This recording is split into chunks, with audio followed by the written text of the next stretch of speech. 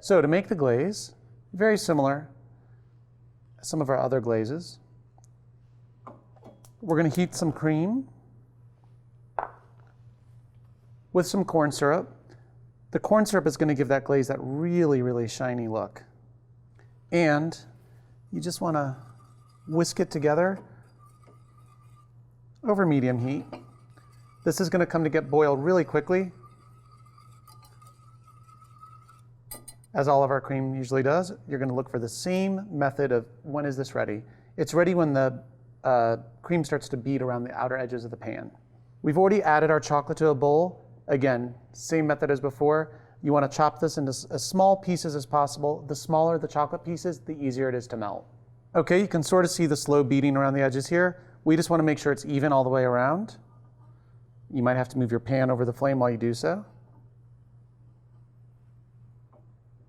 All right, now we're going to add the heavy cream to our chocolate.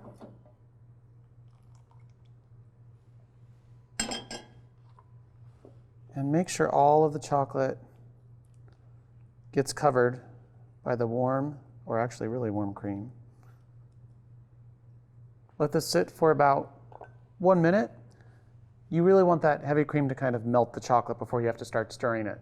Once you start stirring the chocolate right away without letting it sit, it could cool it down too much. You might have some lumpy pieces left. Okay, I'm using a whisk to start from the center and whisk out. This is a pretty thick glaze, and it sits really well on top of the flourless chocolate cake. If the chocolate doesn't melt completely on this first try, you could put this back over a bain-marie until it gets completely smooth. All right, you're going to keep stirring until it combines and it's completely smooth and it looks like this. And this is where you can add a few additions. We're actually adding a coffee-flavored liqueur, which is Kahlua, directly into it. Kind of gives it that after-dinner party adult dessert taste. And it also thins it out a little. You can add other flavored liqueurs, just whatever you're in the mood for. So you can see this glaze is much thicker than our other glaze because we're not trying to have it run down the cake. We're just going to have it sit right in the middle of the cake. You're going to scoop it out.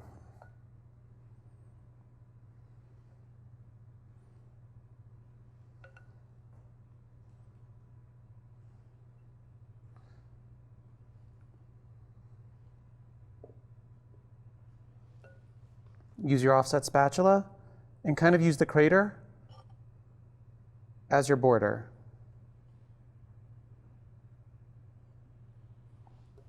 I'm going to add just a little bit more.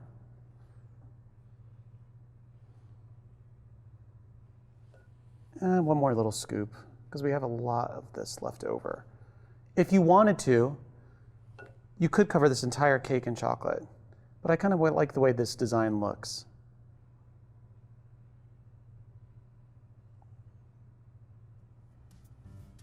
And it's finished. All you have to do is wait for this to set. You can kind of speed that up if you want to pop it in the fridge for about 10 to 15 minutes and serve.